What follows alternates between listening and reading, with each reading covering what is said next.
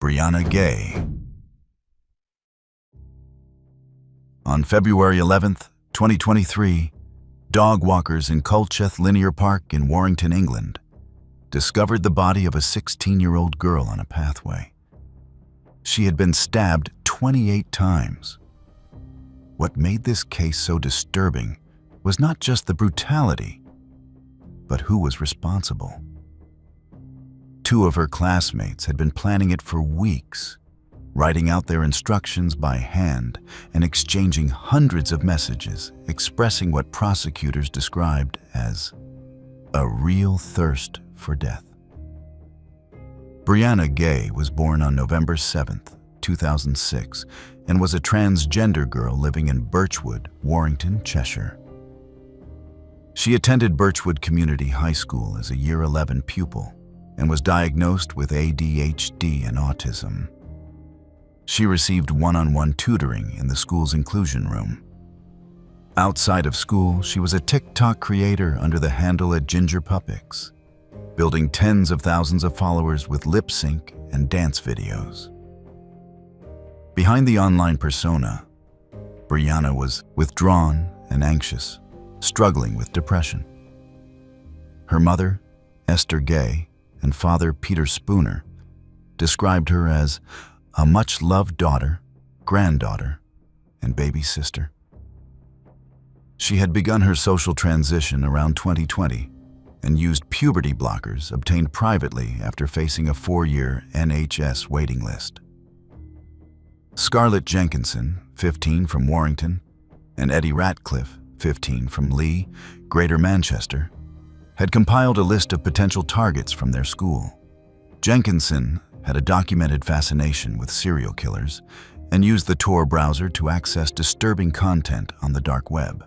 Ratcliffe, an amateur kickboxer, had purchased a hunting knife with a 13-centimeter blade during a skiing trip to Bulgaria. 8 days before the attack, Jenkinson sent Ratcliffe a photograph of a handwritten plan headed, Saturday, 11th February 2023. Victim, Brianna Gay. A prior attempt to harm Brianna using ibuprofen had already failed. On the day itself, Jenkinson lured Brianna by bus to the park under the pretense of meeting a dealer. She had created a fake account on Snapchat to make the story believable. At approximately 2:30 p.m., the pair attacked Brianna, inflicting 28 stab wounds to her head, neck, chest, and back. She was pronounced dead at 4:02 p.m. Both suspects were arrested within 28 hours at their homes. In Ratcliffe's bedroom, police recovered the hunting knife bearing Brianna's blood, along with blood-stained trainers and a jacket. Jenkinson's handwritten plan was found in her bedroom. Hundreds of WhatsApp messages documented their planning in detail. CCTV and doorbell cameras tracked the trio's movements that afternoon. After the act, Jenkinson posted a Snapchat tribute to Brianna, calling her an amazing friend, which investigators identified as a calculated alibi attempt. How do two 15-year-olds plan something like this on paper, carry it out in broad daylight, and then post tributes online as if nothing happened? The trial commenced November 27, 2023, at Manchester Crown Court before Mrs. Justice Yip. Due to reporting restrictions, the defendants were initially designated Girl X and Boy Y. Each blamed the other for delivering the fatal blows. On December 20, 2023, a jury unanimously found both guilty after 4 hours and 40 minutes of deliberation. On February 2, 2024, Jenkinson received a minimum term of 22 years and Ratcliffe 20 years, both detained at His Majesty's pleasure. Justice Yip described the act as sadistic in nature and confirmed transphobia as a secondary motive. Both remain incarcerated. Ratcliffe's appeal was refused on December 5, 2024, by the Court of Appeal. An October 2024 inquest concluded the act could not have been reasonably foreseen by schools or authorities. Esther Gay has since become a prominent campaigner. Her Phone Free Education campaign, backed by Kate Winslet and Stephen Graham, launched in Parliament in October 2025. Over 37 of 71 Cheshire high schools adopted lockable phone pouches by early 2026, reporting up to an 80% reduction in safeguarding incidents. Her memoir, Under a Pink Sky, was published in February 2025. A handwritten plan, a hunting knife bought on vacation, and a fake Snapchat account. But in the next case, the warning signs were visible for years, and still, nobody was able to stop what happened. Kelly Ann Bates. On April 16, 1996, a man walked into Gorton Police Station in Manchester, England, and reported that his girlfriend had drowned accidentally in the bathtub. Officers went to his home and found her body upstairs.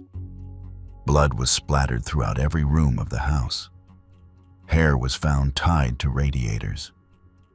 The pathologist who later examined her said he had never encountered anything like it in his entire career.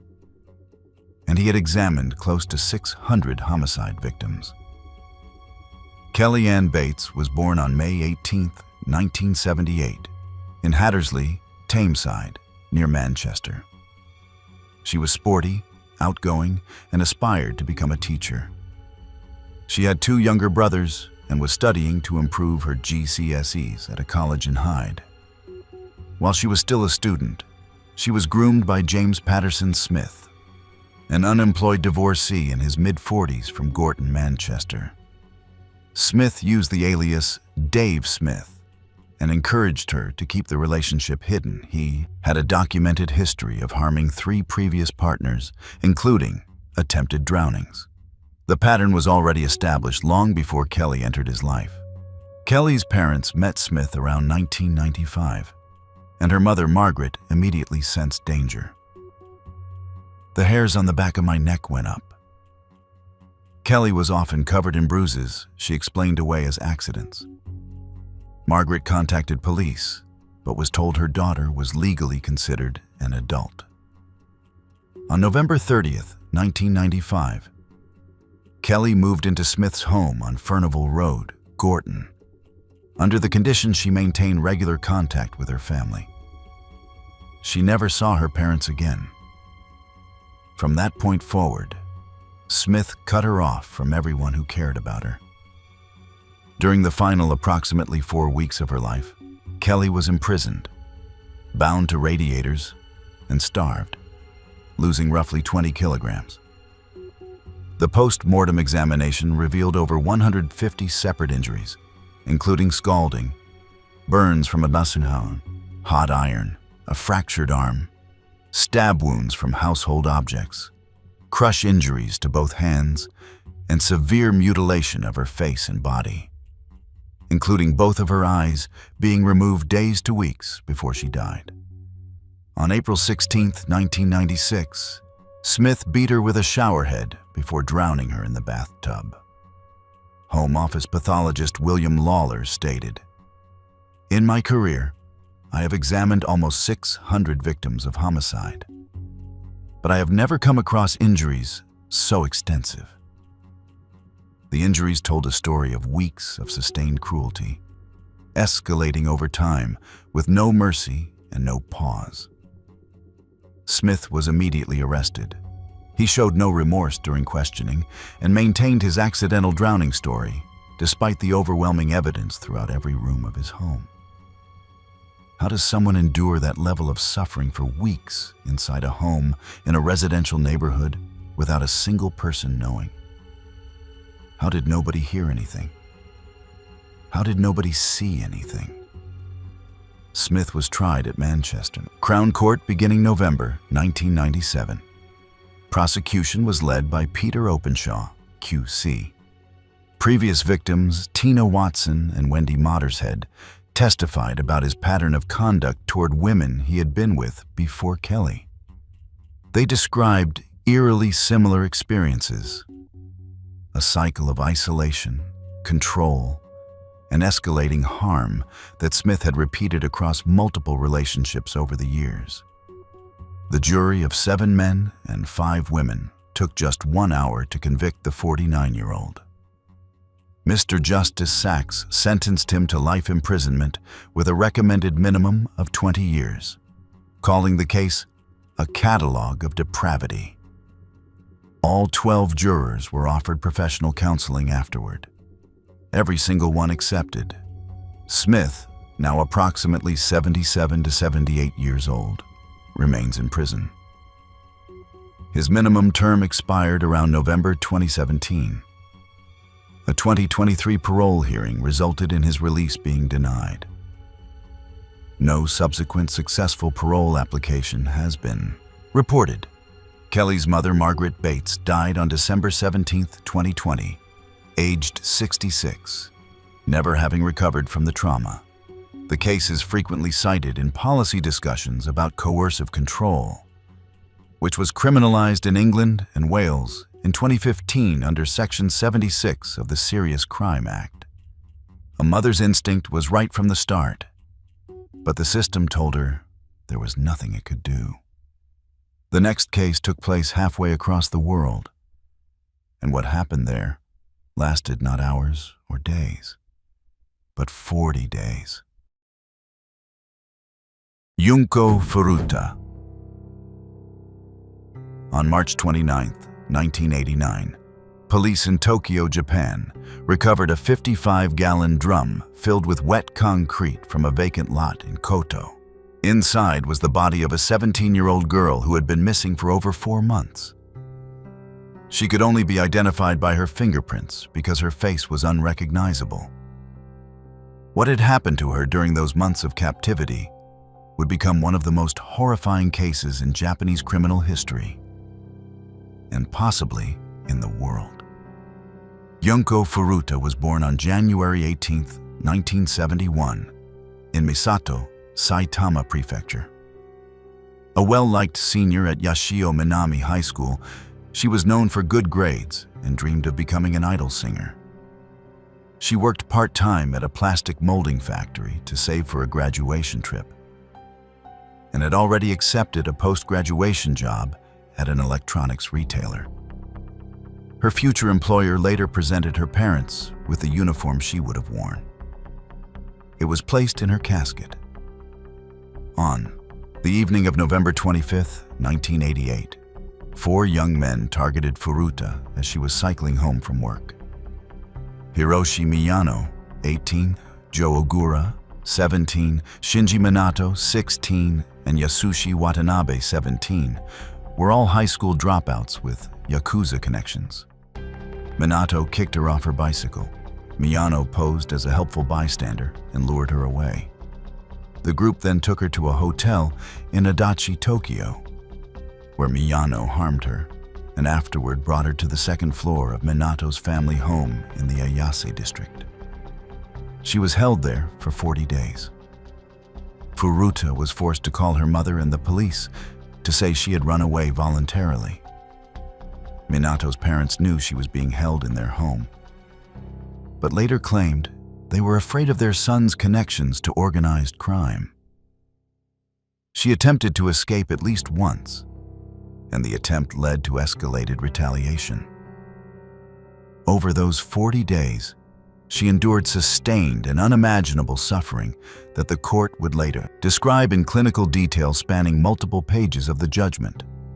On January 4, 1989, after losing money at mahjong, Miyano and the others beat her for approximately 2 hours, set her on fire, and continued until she died at approximately 10 a.m. from traumatic shock.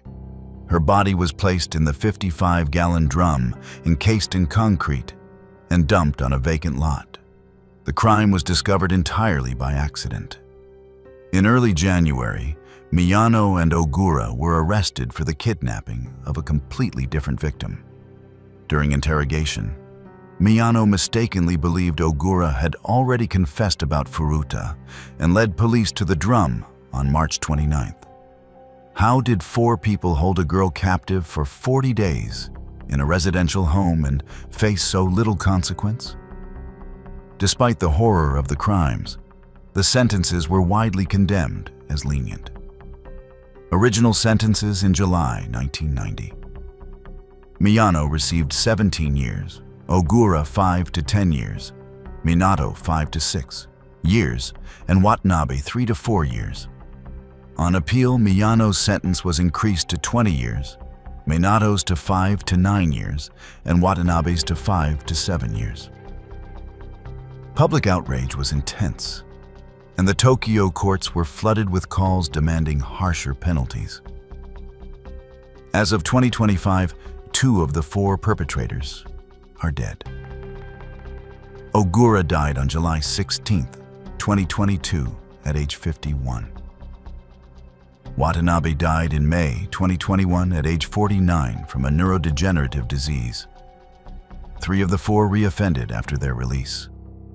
Ogura was convicted of assault and false imprisonment in 2004, during which he told his victim he had gotten away with murder before. Minato was arrested in August 2018 for slashing a man in a parking dispute and received a suspended sentence. Both Miyano and Minato are believed alive and free.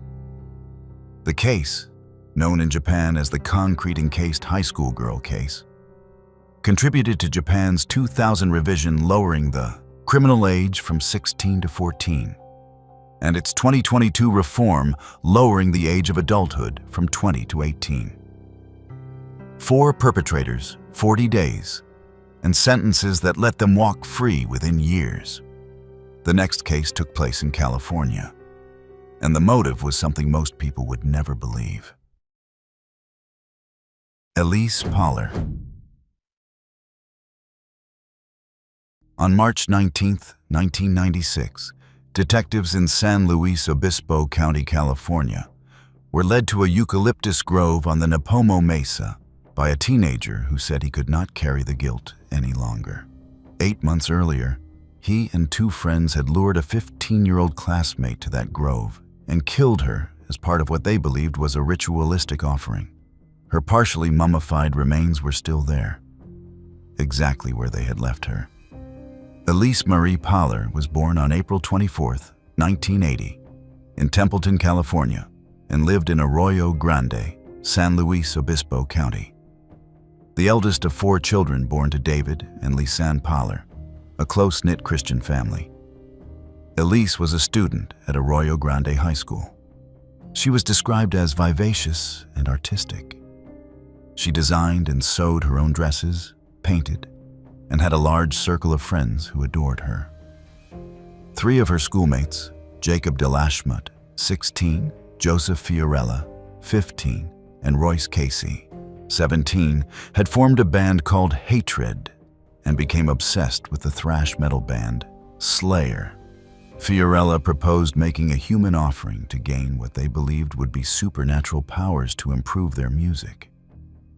They selected Elise because of her blonde hair, blue eyes, and perceived innocence. They believed these qualities made her the right candidate for their plan. On the evening of July 22, 1995, the trio lured Elise from her home to the eucalyptus grove, a quarter-mile away, under the pretense of smoking marijuana together. Once there, Delashmut strangled her with a belt. Casey held her down, and Fiorella stabbed her in the neck with a 12-inch hunting knife. She suffered approximately 12 stab wounds and bled to death slowly. According to court testimony, she cried out for her mother and prayed throughout the attack. Her body remained undiscovered in the grove for 8 months. During that time, the 3 returned to the site multiple times. What could possibly lead 3 teenagers to believe that taking a classmate's life would give them supernatural abilities? And how did they go on living their normal lives for 8 months afterward? Law enforcement initially treated Elise as a runaway. Her family knew she would never leave voluntarily, but there were no leads, no witnesses, and no physical evidence pointing anywhere. Months passed without progress. The Poller family searched desperately, distributing flyers and pleading for information. Then, in March 1996, Royce Casey, who had undergone a religious conversion and was consumed by guilt that he could no longer contain, confessed to a pastor. The pastor contacted police immediately. Casey then led detectives directly to the burial site in the eucalyptus grove. Her partially mummified remains were identified on March 19, 1996, bringing 8 months of agonizing uncertainty to a devastating end. All three pleaded guilty or no contest of first-degree murder. Fiorella received 26 years to life, DeLashmet 26 years to life, and Casey 25 years to life, the lighter sentence reflecting his cooperation. The Poller family filed 2 lawsuits against the band Slayer, arguing their lyrics incited the act. Both were dismissed. Judge E. Jeffrey Burke ruled in October 2001 that the lyrics were repulsive and profane, but did not direct listeners to commit any specific act. In a development that stunned the victim's family, both Casey and DeLashmet were paroled in mid-2025. Casey was released in early August 2025 after multiple prior parole grants had been reversed by Governor Newsom. DeLashmet was released on July 1, 2025. Fiorella remains incarcerated at High Desert State Prison, having been denied parole in 2023, with his next hearing tentatively scheduled for June 2026. David Poller has attended virtually every parole hearing for all 3 perpetrators over nearly 30 years, fighting to keep them behind bars. 2 of the 3 men who took his daughter are now free. A confession born from guilt solved this case 8 months too late. But in the next one, the killer did not just act.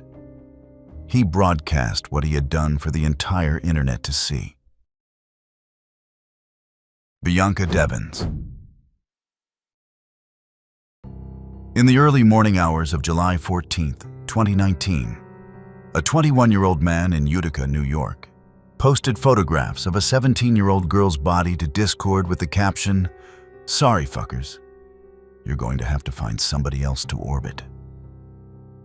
He then posted to Instagram, spray-painted a message on the ground near the scene, and called 911. On the call, he gave his name, identified his victim by her full name, and said he still needed to complete the second part of what he had planned. When police arrived, they found him with a self-inflicted wound to his throat. He survived. She did not. Bianca Michelle Devins was born on October 2, 2001, in Utica, New York. She had recently graduated from Thomas R. Proctor High School and planned to study psychology at Mohawk Valley Community College in the fall. Known online as @EISCT on Instagram, Bianca was part of the e-girl internet subculture, with approximately 2,000 followers before her death. She loved art, anime, and music, and connected with people across the country through online communities. She had struggled with mental health challenges from a young age and was diagnosed with borderline personality disorder at 16. Her mother, Kimberly Devins, and sister Olivia would become central figures in fighting for legislative change in the years that followed. Brandon Andrew Clark, 21, of Bridgeport, New York, met Devins on Instagram approximately 2 months before the act. On the evening of July 13, 2019, Clark drove Devins to New York City for a concert by singer Nicole Dollanganger. During the show, Devins kissed another friend, which triggered Clark's jealousy. During the 4-hour drive back to Utica, the two argued continuously. In the early morning of July 14th, Clark parked on Poe Street in Utica and attacked Devins as she slept in the back seat, cutting her throat with a large knife. Evidence of premeditation was extensive. Clark had searched online for how to find the carotid artery in the weeks prior and had set up a dashboard camera to record the act. This was not an impulsive moment. He had been planning and preparing. The images Clark posted spread rapidly across Discord, Instagram, 4chan, and 8chan within hours. Users on certain forums celebrated what had happened, reposting the content and treating it as entertainment. Instagram initially failed to remove the photos, and some remained accessible for 4 days, despite being reported repeatedly by horrified users. The Devens family was subjected to years of online harassment afterward, with anonymous accounts sending them the images repeatedly and creating fake accounts using Bianca's name and photos. CBS News described the campaign against the family as psychological terrorism. Clark was formally charged with second-degree murder on July 15, 2019. How do platforms allow images like that to stay visible for 4 days, while a family is being tormented by strangers sending them photos of their dead daughter?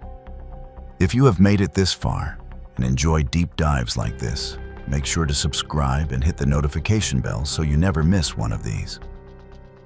Clark initially pleaded not guilty, then changed his plea to guilty on February 10, 2020. He later attempted to withdraw his plea, which was denied. On March 16, 2021, he was sentenced to 25 years to life in prison. On June 6, 2025, the New York Appellate Division, 4th Department, unanimously affirmed his conviction. Clark is incarcerated at Attica Correctional Facility and is not eligible for parole until 2044. The case produced Bianca's Law, signed by Governor Kathy Hochul on December 29, 2022, making it a criminal offense in New York to publish images of crime victims with intent to degrade or harass. The Devens family also established a scholarship in Bianca's name for students pursuing psychology. A killer who broadcast his crime to the world, and a law that now carries his victim's name. But in the next case, it was the killer's own social media post from the back of a police car that stunned investigators. Tristan Bailey. On the morning of May 9, 2021, Mother's Day, a 13-year-old cheerleader in St. Johns County, Florida, was reported missing by her family. Her body was found later that evening near a retention pond in the Durbin Crossing community. She had been stabbed 114 times with a buck hunting knife. 49 of those wounds were defensive, meaning she fought desperately for her life until the very end. The tip of the knife broke off and was found embedded in her scalp during the autopsy. Tristan Tyne Bailey was born on January 18, 2008, in Singapore and moved with her family to St. Johns County, Florida, settling in the Durbin Crossing community. She was a 7th grader at Patriot Oaks Academy and a dedicated competitive cheerleader who had been on the mat since she was a small child. Her parents, Forrest and Stacy Bailey, and her 4 siblings called themselves the Bailey 7. Coaches described her as a natural leader with infectious energy who lifted everyone around her. She had her whole life mapped out ahead of her. A schoolmate of Tristan's contacted her and convinced her to leave home on the night of May 8th into May 9th, Mother's Day weekend. Surveillance footage captured them walking together on Saddlestone Drive at 1:45 a.m. 7 minutes later, the same camera captured the schoolmate running alone in the opposite direction, carrying white Nike shoes. He had lured Tristan to a wooded area near a retention pond, where he stabbed her 114 times with a buck hunting knife. This was classified as a thrill killing. He had told friends beforehand that he wanted to take someone to the woods and stab them, and to expect it within the month. Tristan was reported missing the next morning. Her body was found around 6 p.m. Community surveillance cameras proved critical in building the timeline. But the most chilling moment came while the suspect was still being treated as a potential witness. While sitting in the back of a patrol car, he took a Snapchat selfie flashing a peace sign with the caption, "Hey guys, has anybody seen Tristan lately?" When told Tristan was dead and he was the last person seen with her, he responded, "How is that my problem?" What kind of person takes a selfie in the back of a police car while the girl he just killed is being searched for? In-home surveillance footage captured his mother, Crystal Smith, retrieving his blood-stained jeans from his bedroom and scrubbing them in the bathroom sink while he was being questioned by police. She was washing away the evidence of what her son had done. This footage led directly to her own arrest for evidence tampering.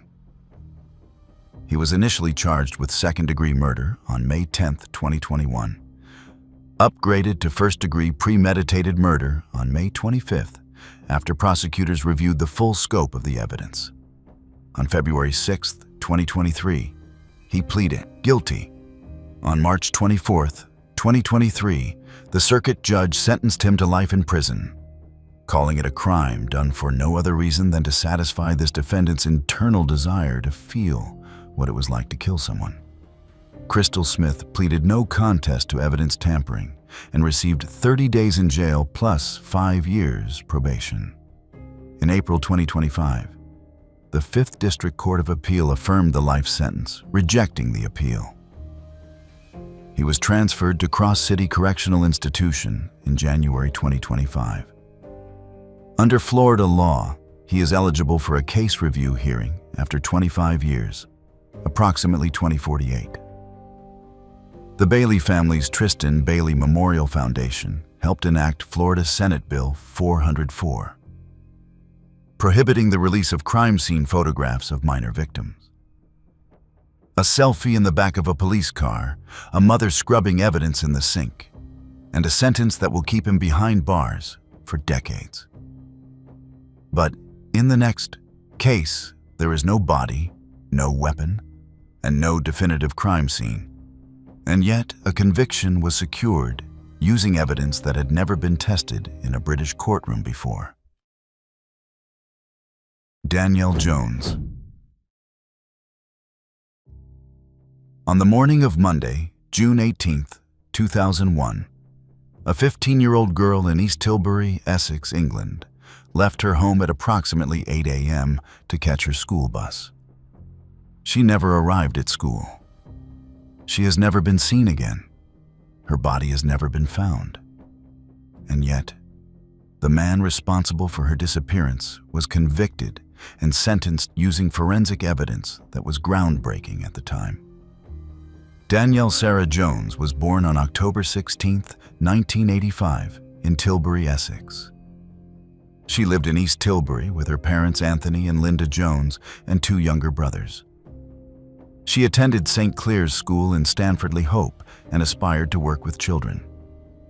Her uncle by marriage, Stuart Campbell, born February 21, 1958, a builder and bodybuilder from Grays, had developed what police described as a relationship with Danielle that was certainly inappropriate and probably unlawful.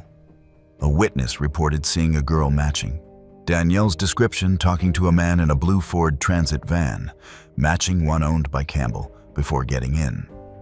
Hours later, text messages were sent from Danielle's phone to create the impression she had run away voluntarily. But mobile records told a different story. They proved that Campbell's phone and Danielle's phone were together near his home for approximately 30 hours after her disappearance. Campbell was first arrested on June 23, 2001, and re-arrested on suspicion of murder on August 17th.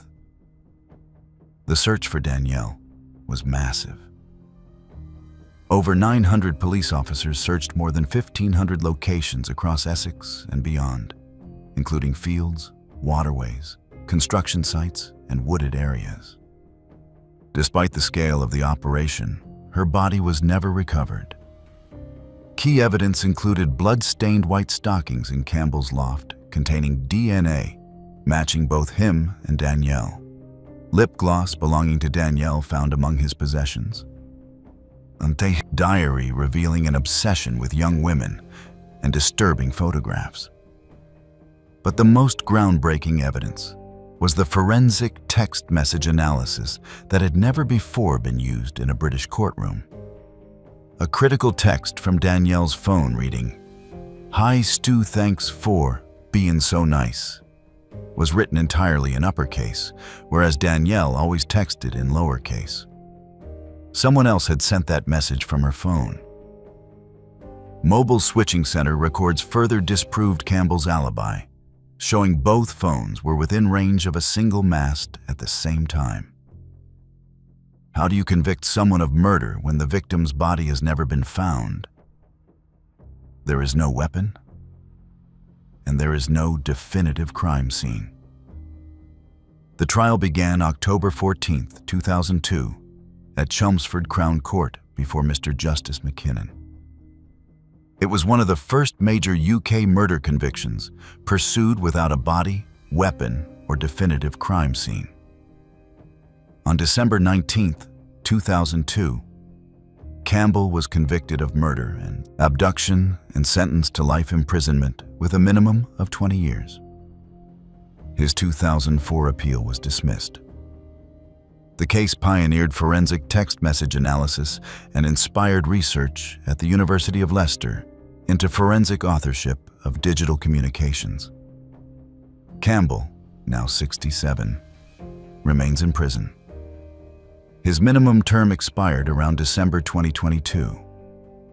He has been denied parole 3 times, in January 2023, 2024, and most recently in December 2025, when the parole board found he remained a danger to the public with an inappropriate level of interest in young women.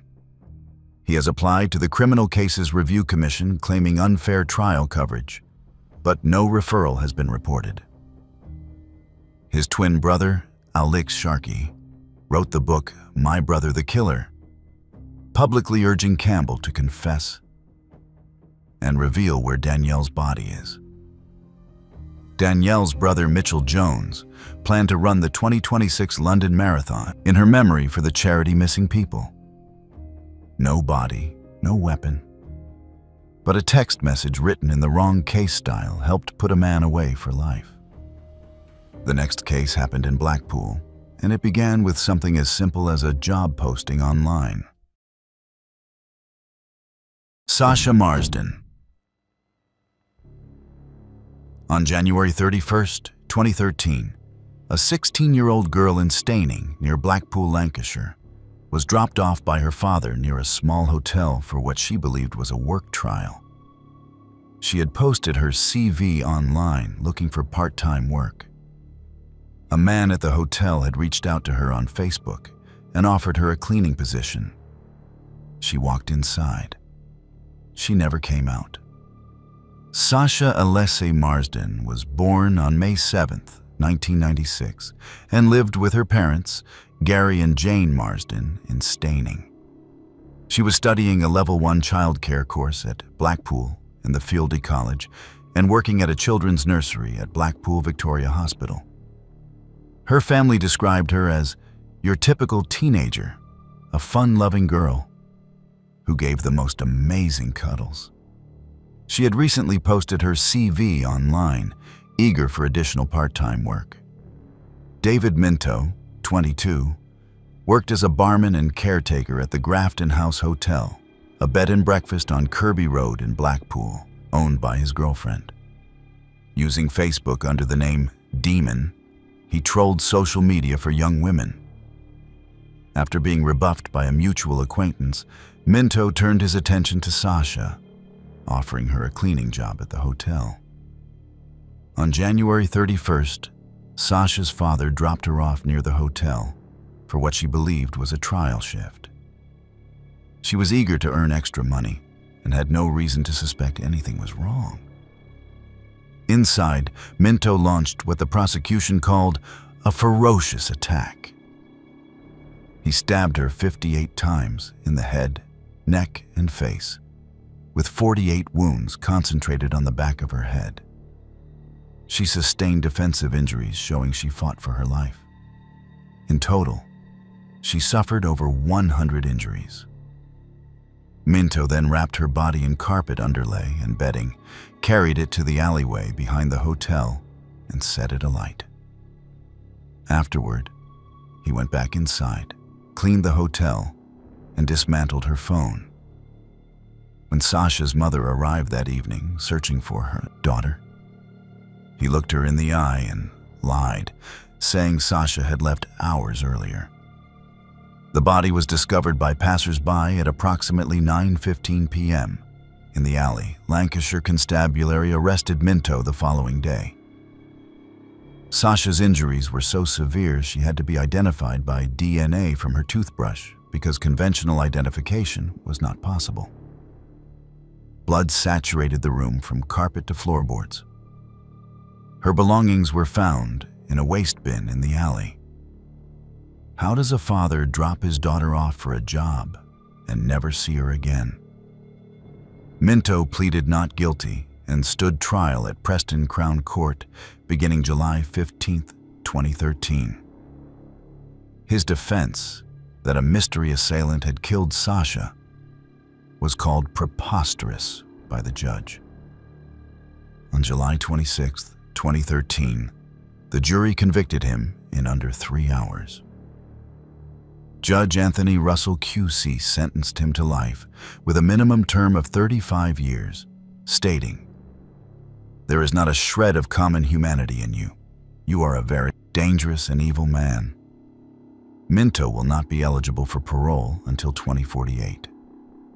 His February 2014 appeal was dismissed.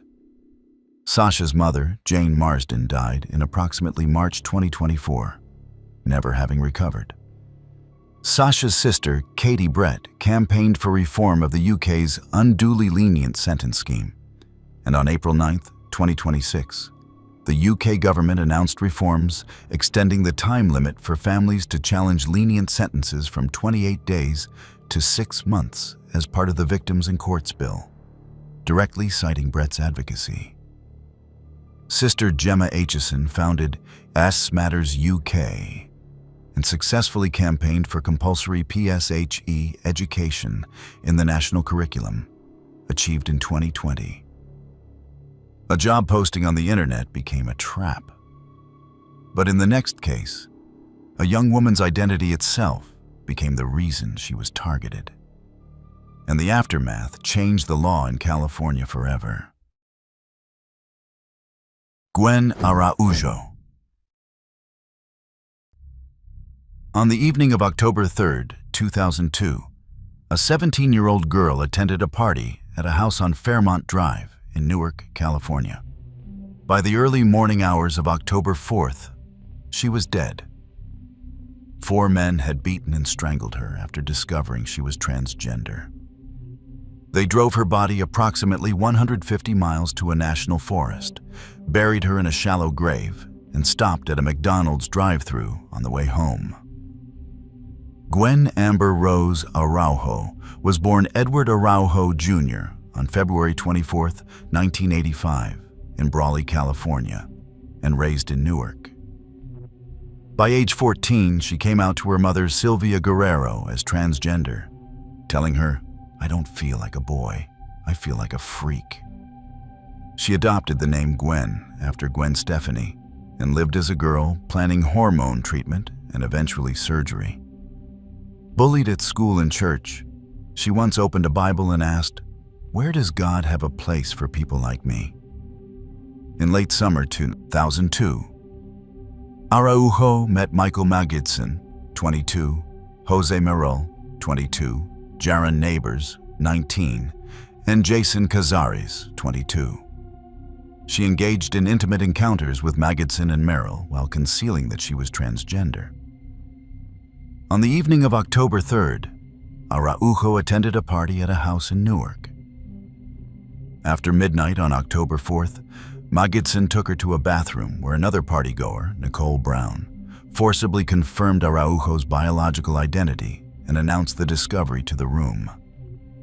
The attack was immediate and sustained. Jose Morel struck Araujo with a can of food and a frying pan.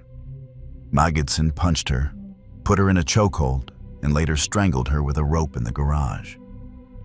Cazares kicked her and struck her with a shovel. Her last known words were, "I told you I was sorry." The four men then drove her body approximately 150 miles to El Dorado National Forest, where they buried her in a shallow grave. On their way home, they stopped at a McDonald's drive-thru. Sylvia Guerrero reported Gwen missing on October 5th. Rumors about what had happened at the party reached the family, who alerted police on October 9th. A friend of neighbors, who had heard his confession, agreed to wear a wire during a conversation with him. The recording provided critical evidence. Neighbors then led authorities to the body on October 15th, 2002. A letter intercepted from neighbors in jail led to the arrest of Cazares on November 19th. How does a society allow someone's identity to become a justification for taking their life? The first trial in April through June 2004 ended in a mistrial after the jury deadlocked on the degree of the charge. The defense employed what became known as a trans-panic argument, claiming the discovery triggered an uncontrollable emotional response. A posthumous name change was granted on June 23, 2004. In the second trial from May through September 2005, Magidson and Morel were found guilty of second-degree murder and each sentenced to 15 years to life. Cazares pleaded no contest to voluntary manslaughter and received 6 years. Neighbors received 11 years for his cooperation. Cazares was released in July 2012. Neighbors was released around 2011. Jose Morel was granted parole in 2016 with the support of Sylvia Guerrero, who believed his remorse was genuine. Michael Magidson remains incarcerated. He was denied parole most recently on August 1st, 2024, with the board citing his failure to participate in rehabilitation programs. His next eligibility is 2029. The case's most enduring legacy is legislative. The Gwen Araujo Justice for Victims Act of 2006 limited bias-based defenses in California courts. More significantly, Assembly Bill 2501 in 2014 made California the first state to ban the trans-panic defense entirely. Sylvia Guerrero, who developed PTSD and was unable to work after her daughter's death, was reported homeless as of 2016. A mother lost her daughter and her home, but helped change the law for an entire state. The final case on this list took place in Tennessee, and the method the killer used came straight from a video game. Emma Walker. On the morning of November 21st, 2016, a mother in Knoxville, Tennessee, walked into her daughter's bedroom at 6 a.m. to wake her for school. The 16-year-old was unresponsive. 2 bullet holes were found in the bedroom wall, fired from outside the house in the middle of the night. 1 bullet had struck the girl behind her left ear as she slept. She never woke up. Emma Jane Walker was born on March 20th, 2000, in Knoxville, Tennessee, to parents Jill and Mark Walker. A junior at Central High School, Emma was an honor student, a passionate cheerleader, and a member of HOSA, the National Beta Club, and Young Life. She volunteered at an animal shelter and dreamed of becoming a neonatal nurse. Friends described her smile as one that could light up the room. In fall 2014, Emma began dating William Riley Gall, a wide receiver on the Central High football team. Over the course of the relationship, Gall became increasingly controlling, dictating what Emma wore and threatening self-harm if she tried to end the relationship. By October 2016, Emma's parents had banned Gall from their home, and Emma told friends she was done for good. Gall's behavior escalated rapidly in the days before the act. On November 18, 2016, he staged a fake kidnapping, lying face down in a ditch near a party Emma was attending to get her attention. That same day, he took a 9mm Glock from his grandfather's vehicle. The next morning, he appeared as a man in black outside Emma's home, an episode captured by a neighbor's surveillance camera. He asked a friend how to remove fingerprints from a weapon. At approximately 12:30 a.m. on November 21st, Gall drove from Maryville College to Emma's home and fired 2 shots from the Glock through her bedroom wall from outside the house. One bullet struck Emma behind her left ear. Her mother found her unresponsive at 6 a.m. and called 911. Lead Detective Alan Merritt found the 2 bullet holes in the bedroom wall and shell casings outside. But the break in the case came from Gall's own friends. Alex McCarty and Noah Walton, suspicious of Gall's behavior and his request to help him dispose of something, contacted the sheriff's office and agreed to participate in a sting operation wearing concealed recording equipment. They accompanied Gall to his stepfather's basement, where he retrieved a bag containing the weapon, gloves, black clothing, and tape. At the River Bluff Wildlife Area, as Gall prepared to dump the evidence, law enforcement moved in and arrested him on November 22, 2016, the day after Emma's death. What kind of person shoots through a wall at someone who is sleeping? The trial took place April 30th through May 8th, 2018, in Knox County Criminal Court. Prosecutors drew a striking parallel. Gall was an avid Call of Duty player who used a tactic in the game called wall banging, which involved shooting opponents through walls. The defense admitted Gall fired the shots, but argued he intended only to frighten Emma, not to harm her. After approximately 5 hours of deliberation, the jury found Gall guilty of first-degree murder and all other charges. He was sentenced to life in prison with parole eligibility after 51 years, approximately 2069. Gall is serving his sentence at the Northwest Correctional Complex in Tiptonville, Tennessee. In February 2023, the Tennessee Court of Criminal Appeals upheld his conviction. The Tennessee Supreme Court subsequently denied review. In 2025, Gall filed a pro se post-conviction petition, claiming ineffective assistance of counsel, with a hearing scheduled for July 2025. Emma's family established Emma Walker Day, observed annually on her March 20th birthday. Jill Walker speaks to groups about warning signs in teen relationships. The East Tennessee Children's Hospital dedicated a NICU room in Emma's honor, and the Emma Jane Walker Memorial Dog Park was dedicated in May 2018 at Tommy Shumpert Park. This was all from our side today. Thanks for watching. Click here to check out another video.